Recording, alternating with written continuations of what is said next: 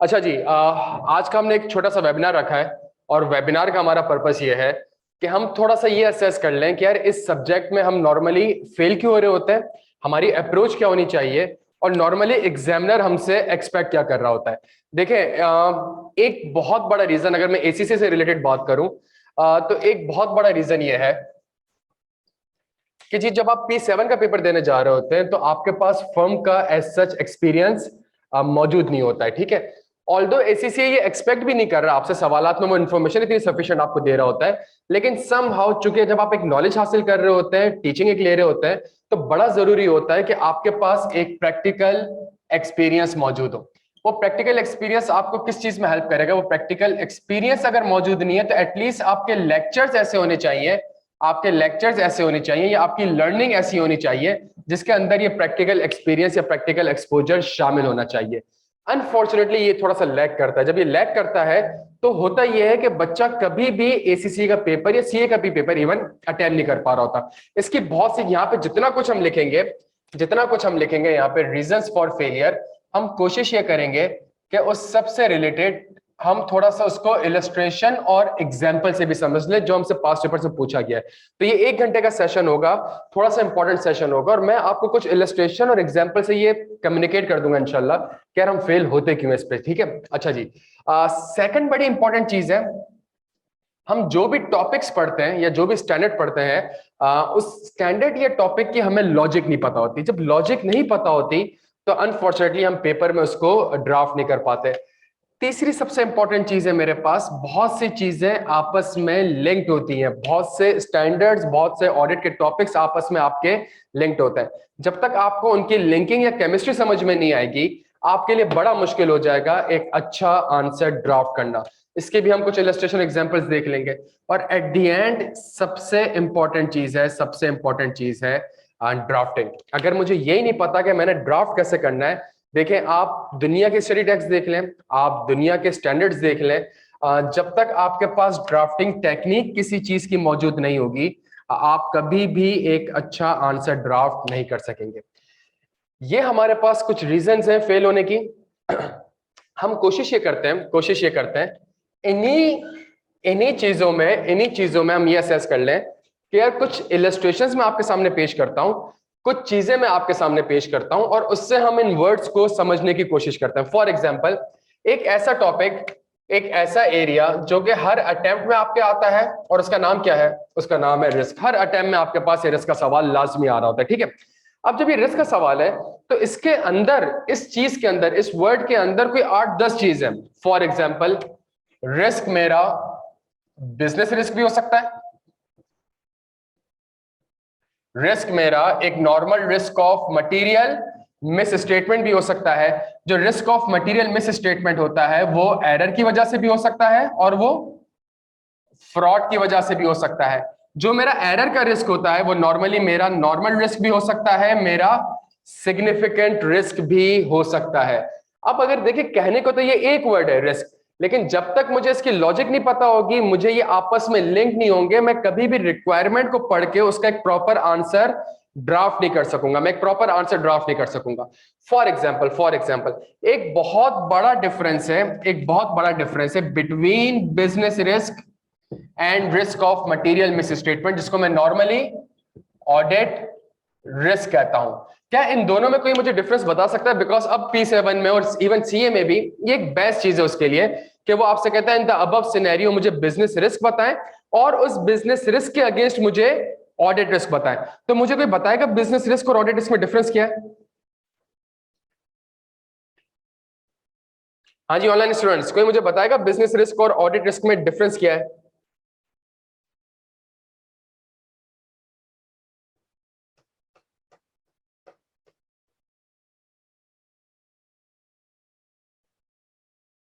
Business risk get from management. Daniyal Ali कह रहे हैं business is get from management, बिल्कुल जबरदस्त सर। देखें, हमेशा याद रखिएगा, बिजनेस रिस्क हमेशा हमेशा आप मैनेजमेंट से इंक्वायर करते हो। आप हमेशा, जब भी कोई कंपनी बिजनेस कर रही है, वो बगैर रिस्क के बिजनेस कर ही नहीं सकती। सही है। फॉर एग्जाम्पल एक कंपनी है कोविड का वैक्सीन बना रही है। एक कंपनी है जो कि कोविड का वैक्सीन बना रही है, सही है। अब सवाल में ये इन्फॉर्मेशन दी हुई है कि जी एक कंपनी है जो कि कोविड का वैक्सीन बना रही है। अगर वो कोविड का वैक्सीन बना रही है और सवाल की रिक्वायरमेंट है कि जी मुझे बिजनेस रिस्क पता है, तो आपने एज अ मैनेजमेंट के पर्सपेक्टिव से सोचना होगा कि अगर मैनेजमेंट ये वैक्सीन बना रही है तो इसमें क्या मसला हो सकता है, मैनेजमेंट की तरफ से क्या रिस्क हो सकते हैं। देखिए, जब मैं वैक्सीन बना रहा हूं तो क्या रिस्क हो सकता है, शायद मेरा वैक्सीन कंप्लीट ही ना हो, शायद मेरा वैक्सीन इनइफेक्टिव हो। भाई एक रीजन हो सकता है ना, कोविड का वैक्सीन बनाए ineffective. There is a possibility कि जो मैं वैक्सीन बना रहा हूं वो वर्ल्ड हेल्थ ऑर्गेनाइजेशन उसको अप्रूव ही ना करे, रेगुलेटर की मुझे अप्रूवल ही ना मिले, या मार्केट में कॉम्पिटिटर मुझसे पहले एक वैक्सीन बना दे, एक ज्यादा अच्छा वैक्सीन बना दे। ये जितने भी एरियाज हैं, ये जितने भी एरियाज हैं, ये मेरे बिजनेस रिस्क है, ये मेरे बिजनेस रिस्क है। ठीक है कि जी फॉर एग्जांपल मैं टाइम पे कंप्लीट ही ना कर सकूं, फॉर एग्जांपल मेरा वैक्सीन टाइम पे तो कंप्लीट कर लिया लेकिन इनइफेक्टिव है, बना चुका हूं डब्ल्यूएचओ मेरे वैक्सीन को। और आपने ये देखा होगा कि जब आप 1-1.5 साल पहले ट्रेवल के लिए जाते थे तो वो मुल्क कहता था कि जी आपका फला वैक्सीन होना जरूरी है, अगर ये वाला वैक्सीन आपने करवाया हुआ है, चाइना का वैक्सीन करवाया हुआ है, तो इसको हम एक्सेप्ट नहीं करेंगे। ये बड़ा इंपॉर्टेंट है। ये जो मेरे पास ये जो मुझे इंफॉर्मेशन मिली है, ये मेरे बिजनेस रिस्क है, इससे मैं एक ऑडिट रिस्क अराइज कर सकता हूं। फॉर एग्जांपल, अगर कंपनी ये वैक्सीन बना रही है, अब मुझे पता होना चाहिए, मुझे थोड़ी सी लॉजिक पता होनी चाहिए कि ऑडिट रिस्क है क्या। The audit risk is financial statement may not be equal to IFRS. मेरे पास मेरे एज एन ऑडिटर मैंने रीजनेबल एश्योरेंस ही इस चीज की लेनी है कि क्या फाइनेंशियल स्टेटमेंट आईएफआरएस के हिसाब से बने भी हैं या नहीं बने। तो मेरा रिस्क भी क्या है, मेरा रिस्क ये है कि शायद कोई चीज फाइनेंशियल स्टेटमेंट ऐसी मौजूद है जो कि आईएफआरएस के हिसाब से नहीं बने हुए। फाइनेंशियल स्टेटमेंट में क्या आ रहा होगा, हाँ जी, फाइनेंशियल स्टेटमेंट्स में क्या आ रहा होगा, इंटेंजिबल एसेट्स आ रहा होगा। फाइनेंशियल स्टेटमेंट में कोविड वैक्सीन इंटेंजिबल एसेट आ रहा होगा। अब ये जो इंफॉर्मेशन है, इससे क्या ऑडिट रिस्क हो सकता है, इससे एक ऑडिट रिस्क ये हो सकता है कि जी अगर आपका प्रोडक्ट ही टाइम पे कंप्लीट नहीं होगा, या इनइफेक्टिव है, या वर्ल्ड हेल्थ ऑर्गेनाइजेशन ने उसको अप्रूव नहीं करा, या कॉम्पिटिटर ने पहले लॉन्च कर दिया, तो इसका मतलब है आपका ये इंटेंजिबल एसेट आईएफआरएस, तो पहला रिस्क आईएस 36 के हिसाब से आपका ये इंटेंजिबल एसेट क्या हो चुका है, इंटेंजिबल एसेट इंपेयर्ड हो चुका है। Now that's a difference between the business risk and the audit risk. Business risk जब सेठ सोच रहा होगा वो कभी भी आईएफआरएस को सामने नहीं रखेगा, वो कभी भी आईएफआरएस को सामने नहीं रखेगा। हाँ, जब एज एन ऑडिटर आप रिस्क ड्राफ्ट कर रहे होंगे तो आप हमेशा आईएफआरएस की टर्मिनोलॉजी यूज कर रहे होंगे। आप एक और रिस्क ये कह सकते हैं कि इंटेंजिबल एसेट कौन सा, आईएफआरएस आईएस 38, आईएस 38 के हिसाब से रिकॉग्निशन क्राइटेरिया ही पूरा ना हुआ हो, या कुछ एक्सपेंडिचर ऐसे हो जो कि रिसर्च फेज से पर्टेन करते हैं, रिसर्च फेज से पर्टेन करते हैं, लेकिन मैनेजमेंट ने उसको क्या कर दिया, मैनेजमेंट ने उसको कैपिटलाइज कर दिया। ये सारे रिस्क जो होंगे, ये सारे रिस्क जो होंगे, ये आपके ऑडिट रिस्क होंगे। क्या यहां तक बात समझ आती है? तो हमें बड़ा पता होना चाहिए कि रिस्क कहने को तो एक टॉपिक है, लेकिन इसके अंदर बहुत सारे कॉन्सेप्ट्स होते हैं, उन कॉन्सेप्ट्स का हमें पता होना लाजमी है, और उनकी ड्राफ्टिंग कैसे करनी है हमने वो पता होना चाहिए। ऑनलाइन वाले क्या यहां तक क्लियर है आप?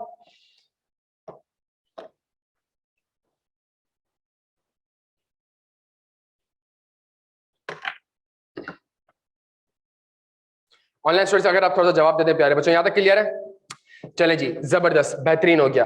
अब मैं आपके सामने कुछ एग्जांपल रखता हूं। देखें, अगेन ये जो मैंने ऑडिट रिस्क आइडेंटिफाई करा, ये एरर की वजह से भी हो सकता है, ये फ्रॉड की वजह से भी हो सकता है। मैं आपके सामने एक एग्जांपल रख रहा हूं, मैं आपके सामने एक एग्जांपल रख रहा हूं। फॉर एग्जांपल पेपर में सवाल आता है, पेपर में सवाल आता है कि आपने एक बैंक लोन ऑब्टेन किया। सिंपल सा सवाल है, सिंपल से एक लाइन लिखी हुई होती है कि जी मैनेजमेंट ने इस साल बैंक लोन ऑब्टेन किया हुआ है। ठीक है, ये एक सवाल है, और सवाल में ये लिखा हुआ है कि जी बैंक लोन है तो जाहिर सी बात है एक चीज होती है, क्या चीज होती है, कोवेनेंट्स होता है। कोवेनेंट्स का मतलब बैंक लोन देते हुए आपके ऊपर कुछ कंडीशंस इंपोज करता है कि जी देखें अगर एक बार भी डिफॉल्ट कर दिया ना तो मैं सारा का सारा पैसा आपसे इमीडिएटली मांग सकता हूं, प्लस अगर आपके रेशियोज खराब हो गए ना, करंट लायबिलिटीज एक्सीड कर गई करंट एसेट से, तो मैं सारा का सारा पैसा मांग सकता हूं। अब कहने को तो ये एक इंफॉर्मेशन है, कहने को तो ये एक इंफॉर्मेशन है, लेकिन जब तक हमें स्टैंडर्ड्स की लॉजिक, लिंकिंग और ड्राफ्टिंग टेक्निक्स नहीं पता होंगी, हम कभी भी इस इंफॉर्मेशन से जो हमसे एग्जामिनर एक्सपेक्ट कर रहा होता है, हम कभी भी लिख नहीं सकेंगे। फॉर एग्जाम्पल ये इतना सा सवाल दिया हुआ है, इससे मैं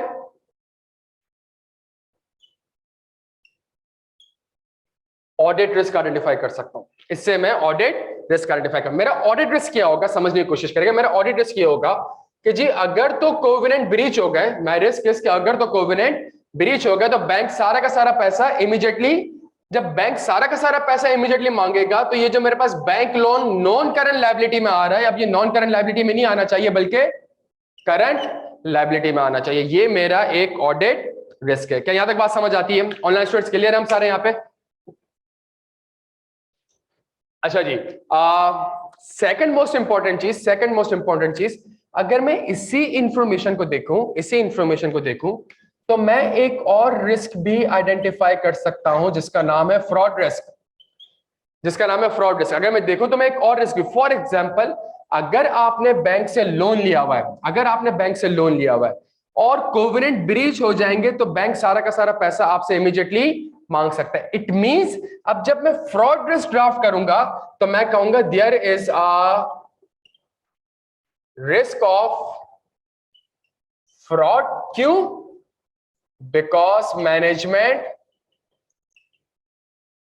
may have an incentive/pressure to commit fraudulent financial reporting। क्या यहां तक बात समझ आती है? अब ये बड़ा इंपॉर्टेंट है, देखें इसी इंफॉर्मेशन को यूज करके मैं ऑडिट रिस्क आइडेंटिफाई कर रहा हूं, और ये जो ऑडिट रिस्क है ये बेसिकली डील कर रहा है आईएफआरएस से। और इसमें कौन सा आईएफआरएस है? इसमें IS1 है। और IS1 कहता है कि जी अगर 1 साल के बाद आपने पेमेंट करनी है तो वो नॉन करंट लायबिलिटी है, 1 साल के अंदर पेमेंट करनी है तो करंट लायबिलिटी। लेकिन अगर कोवेनेंट ब्रीच हो गए तो फिर, और बैंक के पास राइट है कि आपसे सारा का सारा पैसा इमीडिएटली मांग सकता है, तो IS1 कहता है अब ये आपकी नॉन करंट लायबिलिटी नहीं है बल्कि ये आपकी करंट लायबिलिटी, बिकॉज बैंक के पास ये राइट मौजूद है कि वो आपसे सारा का सारा पैसा इमीडिएटली मांग सकता है। यहाँ पे IFRS का तस्करा हो रहा है। ये जो मैं ड्राफ्टिंग कर रहा हूं इसमें कौन से वर्ड यूज हो रहे हैं? There is a risk of fraud. Fraud management क्यों करती है? Because there is an incentive और प्रेशर। फ्रॉड दो किस्म के होते हैं, या तो फ्रॉडुलेंट फाइनेंशियल रिपोर्टिंग होगी या मिस एप्रोप्रिएशन ऑफ एसेट्स होगी। क्या यहां तक बात समझ आ रही है? ऑनलाइन स्टूडेंट्स यहां तक क्लियर है? अच्छा, सेकंड मोस्ट इंपॉर्टेंट चीज समझने की कोशिश करिएगा। इसी इंफॉर्मेशन को यूज करके मैं एक और रिस्क भी आइडेंटिफाई कर सकता हूं और एक और ऑडिट रिस्क भी होगा। लेकिन ये वाला जो रिस्क होगा, ये रिस्क होगा किससे रिलेटेड? गोइंग कंसर्न से रिलेटेड। फॉर एग्जांपल अगर कोवेनेंट ब्रीच हो चुके हैं और बैंक आपसे सारा का सारा पैसा इमीडिएटली मांग ले, तो आपके पास तो कैश ही नहीं होगा। जब आपके पास कैश ही नहीं होगा तो आप अपने ऑपरेशंस को कैसे कंटिन्यू करेंगे? तो एक और रिस्क अराइज हो सकता है। किस चीज का? गोइंग कंसर्न का। रिस्क क्या होगा? या तो गोइंग कंसर्न बेसिस एप्रोप्रिएट ही नहीं होगी, या तो गोइंग कंसर्न बेसिस एप्रोप्रिएट नहीं होगी, या अगर एप्रोप्रिएट होगी तो एक मटेरियल अनसर्टेनिटी एग्जिस्ट करती है जिसको मैनेजमेंट ने शायद एडिक्वेटली डिस्क्लोज्ड ना किया हो। अगेन ये जो मैं रिस्क ड्राफ्ट कर रहा हूं ये मैं IS1 को सामने रख रहा हूं, बिकॉज IS1 कहता है कि आपने गोइंग कंसर्न की असेसमेंट करनी होती है। क्या यहां तक बात समझ आ रही है? अब आप एक चीज समझने की कोशिश करें, जब तक चीजों की लिंकिंग आपको नहीं पता होगी, तो इस इंफॉर्मेशन से अगर आपसे एग्जामिनर पूछे मुझे ऑडिट रिस्क बताओ तो 2 रिस्क ट्रिगर कर रहे हैं। इससे अगर वो पूछे फ्रॉड रिस्क बताओ तो ये 2 वाले रिस्क ट्रिगर नहीं कर रहे, सिर्फ और सिर्फ ये फ्रॉड रिस्क ट्रिगर कर रहा है। तो इन्फॉर्मेशन एक ही है, लेकिन आप देखें डिफरेंट टॉपिक्स आपके अप्लाई हो रहे हैं। गोइंग कंसर्न भी ट्रिगर कर रहा है, फ्रॉड भी ट्रिगर कर रहा है, और मोस्ट इंपॉर्टेंटली आपका ऑडिट रिस्क भी ट्रिगर कर रहा है। तो आई होप ये चीजें आपको थोड़ा सा समझ में आ रही होंगी कि यार चीजों को हमने ड्राफ्ट किस तरीके से करना होता है। अगर गोइंग कंसर्न का रिस्क लिख रहा हूं तो गोइंग कंसर्न के वर्ड यूज करना मुझे जरूरी है। ये जो IFRS में मुझे बताई गई चीजें उनका लिखना जरूरी है। अगर मैं फ्रॉड का रिस्क लिख रहा हूं तो मुझे फ्रॉड का वर्ड यूज करना जरूरी है। फ्रॉड के इस टॉपिक में जो वर्ड यूज हुए हैं, देयर इज एन इंसेंटिव और प्रेशर, अपॉर्चुनिटी, एटीट्यूड, रैशनलाइजेशन, मुझे वो वर्ड्स अपने आंसर में यूज करना जरूरी है। क्या यहां तक क्लियर है? ऑनलाइन स्टूडेंट्स यहां तक क्लियर हो बेटा?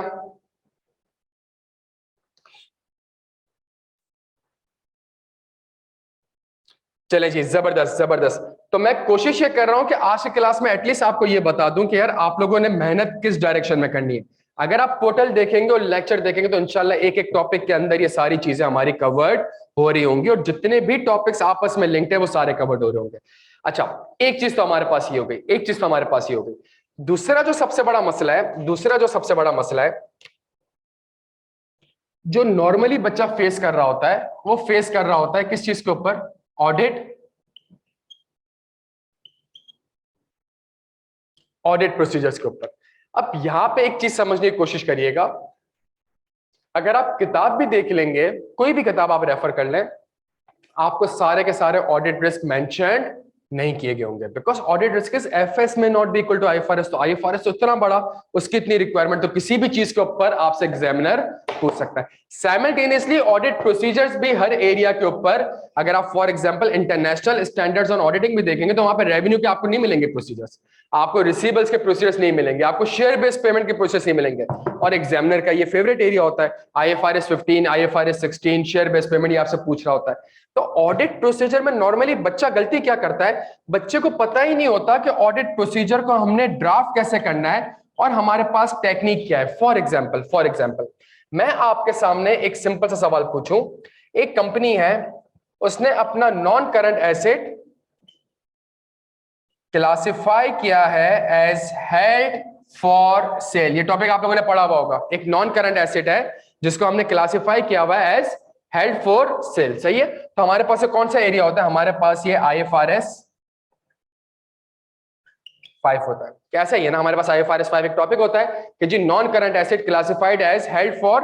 अब आईकैप करता क्या है, आईकैप ये करता है, या एग्जामिनर आपके साथ ये करता है कि वो एक आपसे छोटा सा टॉपिक पूछ लेगा, वो कहेगा ड्यूरिंग द ईयर मेरा एक नॉन करंट एसेट था और उसको मैंने क्लासिफाई कर दिया है एज हेल्ड फॉर सेल। मुझे बताएं आप क्या ऑडिट प्रोसीजर्स परफॉर्म करेंगे, आप क्या ऑडिट प्रोसीजर परफॉर्म करेंगे। तो देखिए हमने यहां पे लिखने हैं ऑडिट प्रोसीजर्स, लेकिन जब भी प्रोसीजर्स आप लिखेंगे तो आपको पता होना चाहिए अगेन कि इसके ऊपर आईएफआरएस क्या कहता है। फॉर एग्जांपल एक नॉन करंट एसेट को मैं कब क्लासिफाई कर सकता हूं एज हेल्ड फॉर सेल। हाँ जी स्टूडेंट्स, मैं एक नॉन करंट एसेट्स को कब क्लासिफाई कर सकता हूं एज हेल्ड फॉर सेल। कुछ याद आ रहा है, कुछ रिकॉल हो रहा है प्यारे बच्चों। देखें अगर रिकॉल नहीं हो रहा तो आप समझ जाएं कि आप कभी भी ऑडिट प्रोसीजर ड्राफ्ट नहीं कर सकेंगे। ये बड़ा तब, अब जब एसीसी की तैयारी करनी है, P7 पास करना है, तो हमें पता होना चाहिए कि प्रोसीजर ड्राफ्ट करते हुए सिर्फ प्रोसीजर को याद नहीं करना मैंने, बल्कि ये समझना है कि इसके ऊपर मेरे ऊपर IFRS 5 कहता क्या है। फॉर एग्जाम्पल IFRS कहता है आपकी इंटेंशन होनी चाहिए इस एसेट को बेचने की, सही है। आपने एक्टिव बायर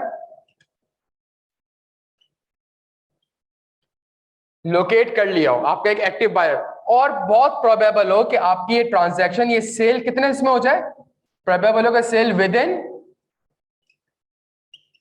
1 ईयर हो जाए। क्या ये याद आ रही है कुछ कंडीशंस? एग्जैक्टली दानियल, बिल्कुल सही बिल्कुल सही। क्या ये याद आ रही है कुछ कंडीशंस? IFRS कहता है कि भाई अगर ये तीनों कंडीशन पूरी हो जाए तो फिर आप एक एसेट को classified as held for sale कर सकते हैं। अगर आपने इसको रिकॉल कर लिया, तो फिर तो ऑडिट प्रोसीजर ड्राफ्ट करने का कोई मसला ही नहीं है।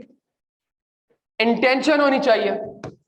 मैनेजमेंट के इंटेंशन को कैसे वेरीफाई करूंगा? मैनेजमेंट से जल्दी इंक्वायरी कर लूंगा, plus minutes of the meeting of board of director देख लूंगा। क्यों? To assess that whether the management और बोर्ड और the company has the intention to sell. मेरे प्रोसीजर हमेशा आसान हो जाएंगे, आप समझ रहे हैं? आपके लिए सोचना बड़ा आसान हो जाएगा कि मैं बड़े आराम से ये प्रोसीजर लिख के मैं बड़े आराम से इसको परफॉर्म कर सकता हूं। फॉर एग्जांपल एक्टिव बायर को लोकेट कर लिया गया है, तो एक्टिव बायर को लोकेट कर रहे हैं, तो इसका मतलब है बायर के साथ क्या चल रही होगी?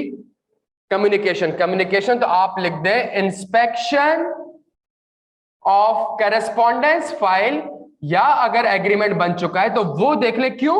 to ensure that the buyer has been located or had been trying to be located। क्या यहां तक बात समझ आ रही है? तो ये ऑडिट के अल्फाज है, इसका पर्पस क्या है? IFRS की कंडीशन।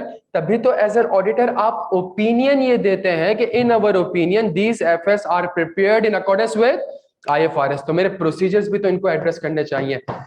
तीसरी चीज, सेल विद इन 1 ईयर हो जाए तो कोई मसला नहीं है, आप सब्सिक्वेंट इवेंट का प्रोसीजर परफॉर्म कर सकते हैं। आप सब्सिक्वेंट स्टेटस देख सकते हैं कि क्या वाकई में ये सेल हुई भी है या नहीं भी। ऑनलाइन वालों के यहां तक बात समझ आ रही है?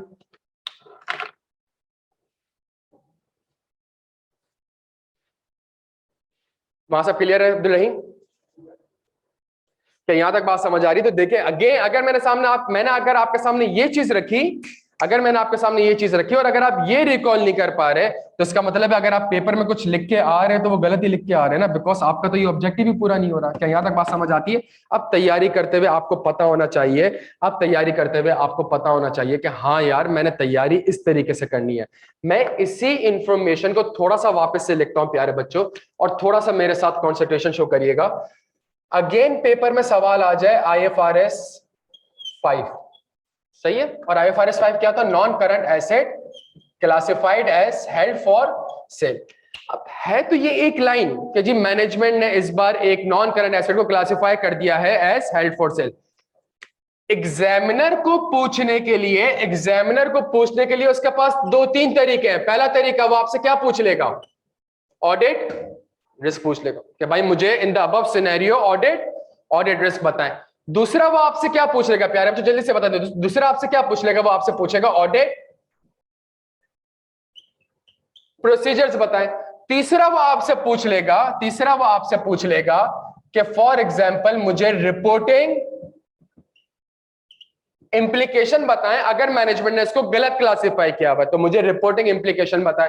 चौथा, थोड़ी सी और मस्ती होगी उसके अंदर, वो आपसे पूछ लेगा कि मुझे इसके ऊपर की ऑडिट मैटर ड्राफ्ट करके देखिए। यहां तक बात समझ आ रही है? तो देखिए मेरे प्यारे बच्चों, थोड़ा सा मैं आपको ये चीज सिखाने की कोशिश कर रहा हूं, थोड़ा सा एक्टिव रहिएगा। वो एक ही लाइन को, एक ही इंफॉर्मेशन को आपसे क्या पूछ सकता है? वो आपसे एज अ रिस्क भी पूछ सकता है, वो आपसे उसके प्रोसीजर पूछ सकता है, वो रिपोर्टिंग इंप्लीकेशन पूछ सकता है, वो कि मतलब वो पूरे ऑडिट में से कहीं भी वो आपसे सवाल पूछ सकता है। हमें पता है what is audit risk, financial statements में not be equal to IFRS। तो मुझे पता है ये नॉन करंट एसेट क्लासिफाइड है हेल्ड फॉर सेल, तो इसके ऊपर मेरे पास कौन सा IFRS है प्यारे बच्चों? IFRS 5।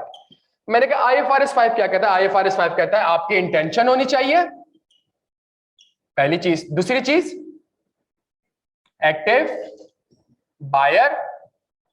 तीसरी चीज, सेल प्रोबेबल हो कि 1 साल में हो जाए। अगर ये तीनों कंडीशन पूरी हो जाती हैं, यस, तो अब आपने इस non current asset classified as held for sale को आपने उसको रिकॉर्ड करना है किसके ऊपर? लोअर ऑफ कैरिंग अमाउंट और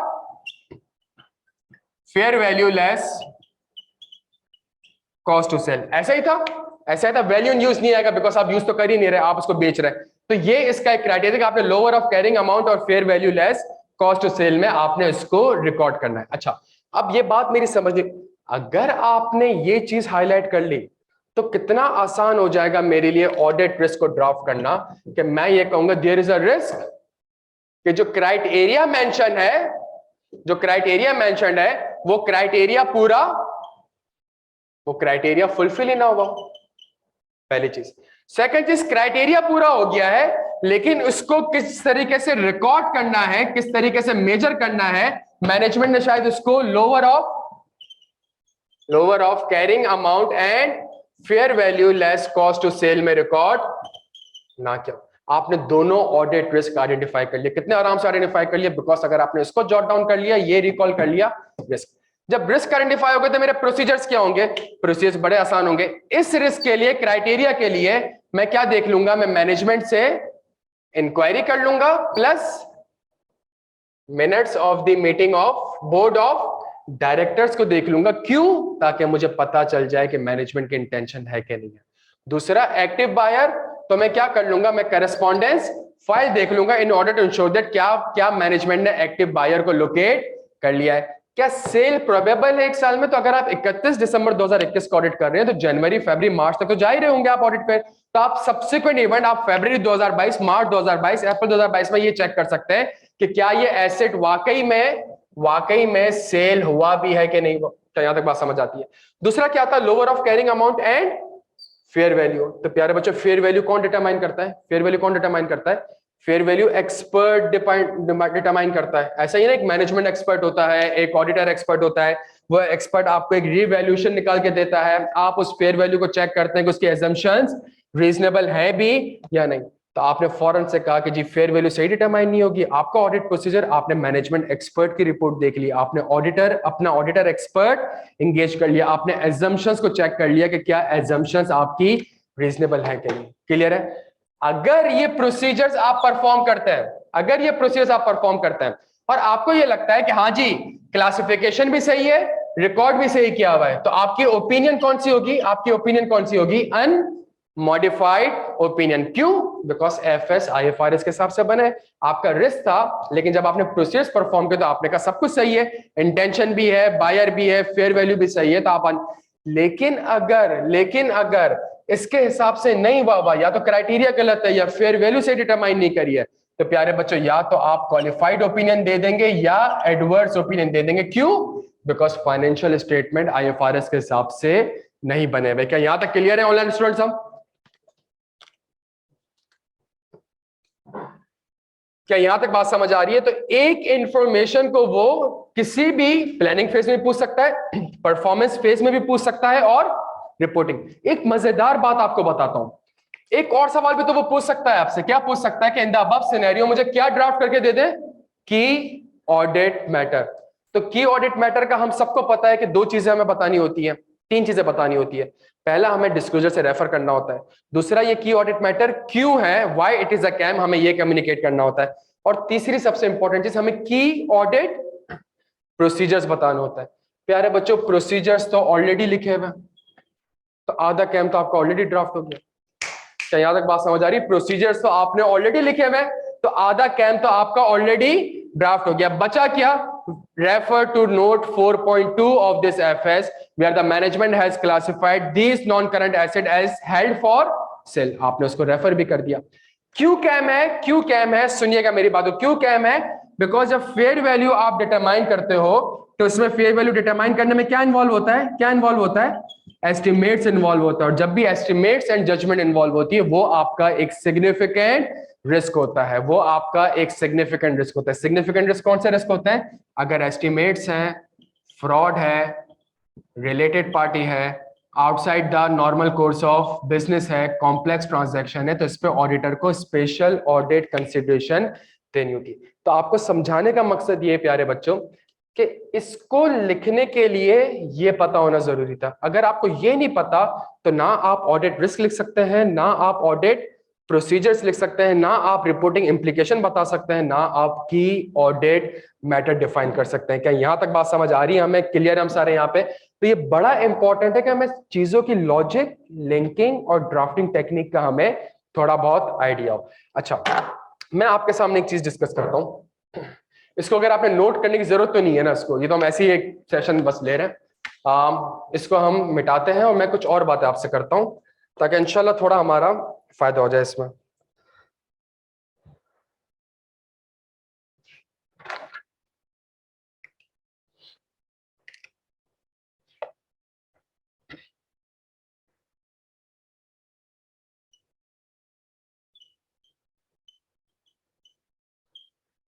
हमारा एक बड़ा इंपॉर्टेंट एरिया है और एग्जामिनर का फेवरेट एरिया है, और सितंबर 22 अटेम्प्ट में भी उसने ये पूछा भी आपसे, सीसीए में भी रिसेंटली पूछा, सीए में भी रिसेंटली पूछा, और वो क्या है? Laws and regulation. ये वर्ड आपने सुना हुआ है, पढ़ा हुआ है आपने, सही है? अच्छा, तो इसके ऊपर एक पूरा स्टैंडर्ड है, पूरा टॉपिक है आपकी किताब में, लॉज एंड रेगुलेशन। ये है क्या? ये एक सिंपल सी बात करता है कि अगर अगर आप लॉज, अगर मैनेजमेंट या कंपनी लॉज एंड रेगुलेशन की क्या कर जाती है? नॉन कंप्लायंस कर जाती है। अगर मैनेजमेंट लॉज एंड रेगुलेशन की नॉन कंप्लायंस कर जाती है, तो उसने आपको बताया है कि आपने कुछ ऑडिट प्रोसीजर्स परफॉर्म करने होंगे। एज एन ऑडिटर आपने कुछ ऑडिट प्रोसीजर्स परफॉर्म करने होंगे। फॉर एग्जाम्पल वो आपसे कहता है मैनेजमेंट से इंक्वायरी करें, इस लॉज एंड रेगुलेशन की अंडरस्टैंडिंग ऑब्टेन करें, मैनेजमेंट से इंक्वायरी करें। मैनेजमेंट से इंक्वायरी करने के बाद जो मैनेजमेंट का लीगल काउंसिल होगा, जो लॉयर होगा कंपनी का, उससे इंक्वायरी करें और इवैल्यूएट करें इसके इम्पैक्ट को। कहां पे?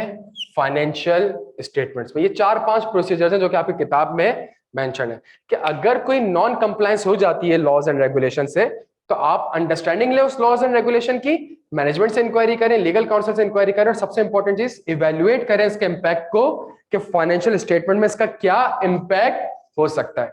क्या यहां तक बात समझ आती है? अब अनफॉर्चुनेटली आप लोग क्या करते हैं, आप लोगों ने किताब खोली, स्टडी टेक्स्ट खोली, इसको याद कर लिया, एग्जामिनर आपको कैसे डॉज करता है? एग्जामिनर कभी भी सवाल में ये नहीं लिखता कि there is a non compliance with laws and regulation, कभी भी आपको सवाल में ये नहीं लिखा।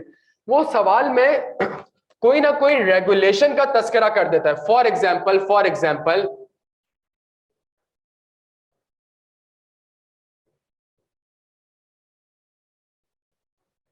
आपने एनवायरमेंटल डैमेज कर दिया और एनवायरमेंटल अथॉरिटीज ने या हेल्थ एंड सेफ्टी अथॉरिटीज ने आपके खिलाफ आपको एक नोटिस इशू कर दिया। तो जब आप देखते हो तो पहले सबसे पहली गलती होती है, इसको आप इससे लिंक ही नहीं कर पाते कि भाई ये तो एक लॉज एंड रेगुलेशन होंगे, health and safety laws and regulation होता है।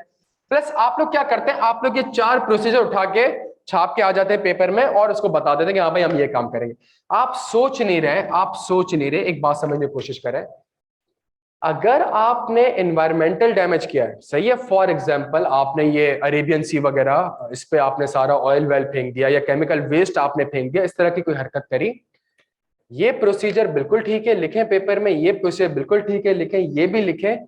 ये जो है ना इसको और इसको सामने रखिएगा। ये जो है ना, ये पूरा एडवांस ऑडिट आपके सामने खुल के आ जाएगा। कैसे आ जाएगा? फॉर एग्जांपल एनवायरमेंटल डैमेज किया है तो there is a possibility financial statement में क्या इंपैक्ट हो सकता है। फाइनेंशियल स्टेटमेंट पहला इंपैक्ट ये हो सकता है कि आपको क्या लग सकती है, पेनल्टी लग सकती है। पेनल्टी लगेगी तो IAS 37 के हिसाब से कोई ना कोई प्रोविजन रिकॉर्ड करना पड़ेगा। आप ये लाइन नहीं लिखते। दूसरी सबसे इंपॉर्टेंट चीज, आपका लाइसेंस क्या हो सकता है, जल्दी जल्दी, आपका लाइसेंस क्या हो सकता है? टर्मिनेट। अगर आपका लाइसेंस ही टर्मिनेट हो जाएगा तो ये किस चीज को उजागर कर देगा मेरे प्यारे बच्चों, जल्दी से बता दें, ये किस चीज को उजागर कर देगा? Going concern. अगर आपके पास लाइसेंस ही नहीं है तो आप ऑपरेशंस कैसे करेंगे?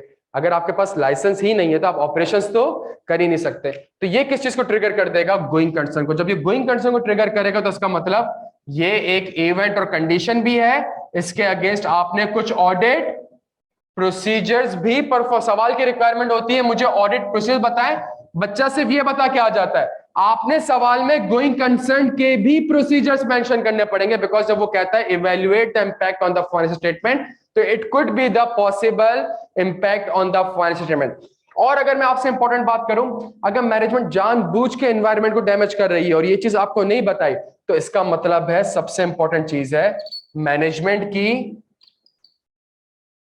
इंटेग्रिटी पे डाउट। जब मैनेजमेंट इंटेग्रिटी पे डाउट क्रिएट हो रहा है तो हमारे पास जो फ्रॉड का टॉपिक है वो भी यहाँ पे एप्लीकेबल हो जाएगा, और आपने फ्रॉड के भी कुछ प्रोसीजर्स मेंशन करने पड़ेंगे। जब तक आपको टॉपिक्स की आपस में लिंकिंग नहीं पता होगी प्यारे बच्चों, आप कभी भी एक अच्छा कॉम्प्रिहेंसिव आंसर सोच ही नहीं सकेंगे। लिखना दूर की बात है, यही सवाल पेपर में 15 नंबर का आता है, यही सवाल पेपर 15 नंबर का आता है, और बच्चे ने सिर्फ कितने पॉइंट्स पढ़े होते हैं? बच्चे ने सिर्फ और सिर्फ 4 पॉइंट्स पढ़े होते हैं। जब आप 4 पॉइंट्स पढ़ेंगे तो मुझे बताना 15 मार्क्स कैसे लिखेंगे? ऐसे लिखेंगे, जब ये जो पॉइंट है evaluate the impact on the FS, इससे पेनल्टी लग सकती है, आपने ये लिखा, पेनल्टी के कुछ ऑडिट प्रोसीजर लिख दिया, फिर आपने कहा लाइसेंस भी टर्मिनेट हो सकता है, तो गोइंग कंसर्न के तो बेतहाशा प्रोसेस हमें पता है, हमने 5-6 प्रोसेस वो लिखे। हमने कहा मैनेजमेंट ने जानबूझ के हमें ये नहीं बताया, या मैनेजमेंट जानबूझ के ये वेस्टेज वगैरह कर रही है, तो इट मींस मैनेजमेंट की इंटेग्रिटी पे डाउट है। जब मैनेजमेंट इंटेग्रिटी पे डाउट, तो पूरा फ्रॉड का टॉपिक अप्लाई हो गया, पूरा फ्रॉड के, और तो वो फेस पे बेसिकली लॉज एंड रेगुलेशन लगता है, बट बैक एंड पे आपसे वो गोइंग कंसर्न भी पूछ रहा होता है और आपसे फ्रॉड भी पूछ रहा होता है, लेकिन वो डायरेक्टली नहीं पूछ रहा होता आपसे, इनडायरेक्ट। तभी मैं आपसे कह रहा हूं, जब तक आपको चीजों की लॉजिक या लिंकिंग या ड्राफ्टिंग टेक्निक नहीं पता होगी, आपके लिए आंसर लिखना थोड़ा सा मुश्किल हो जाएगा। क्या यहां तक बात समझ आ रही है ऑनलाइन स्टूडेंट्स आप लोगों को?